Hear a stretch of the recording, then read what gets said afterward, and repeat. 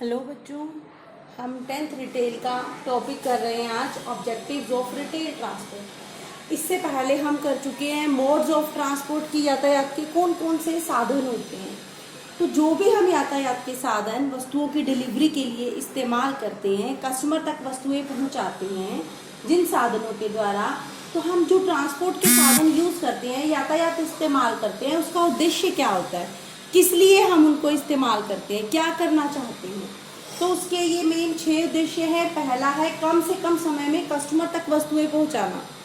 तो ट्रांसपोर्ट में हमारा पहला उद्देश्य होता है कि जो कम से कम समय में कस्टमर तक वस्तुएं पहुंचा सके, सही समय और जिस समय पे हमने कस्टमर को प्रॉमिस किया है, कम से कम समय में जल्दी से जल्दी हम कस्टमर को वस्तुएं डिलीवर कर सकें।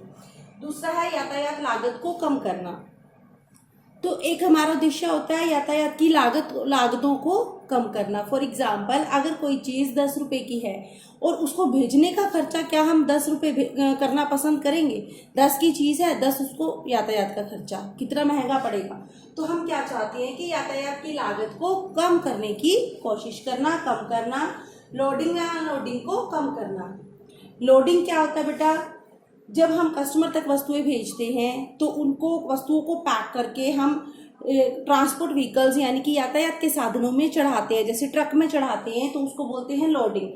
और जब वो वस्तुएं पहुंच जाती हैं, कस्टमर उन वस्तुओं को उतारता है, तो उसको बोलते हैं अनलोडिंग।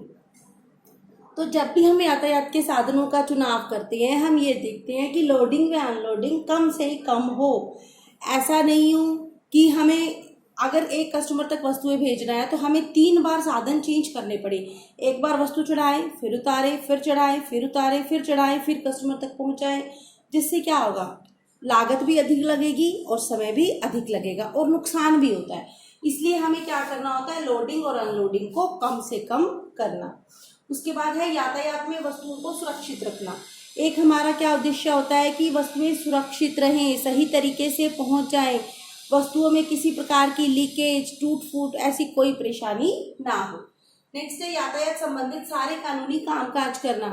जो भी यातायात से संबंधित, अगर हमें सरकार की परमिशन चाहिए, जैसे कि एक स्टेट से दूसरी स्टेट में भेजने के लिए, एक कंट्री से दूसरी कंट्री में भेजने के लिए, या कुछ ऐसे वस्तुएं होती है जैसे कि बारूद है या शराब है, इस तरह की वस्तुएं होती है, तो उसके लिए हमें परमिशन की ज़रूरत होती है। तो कानूनी से ऐसे सारे कामकाज पूरे करना।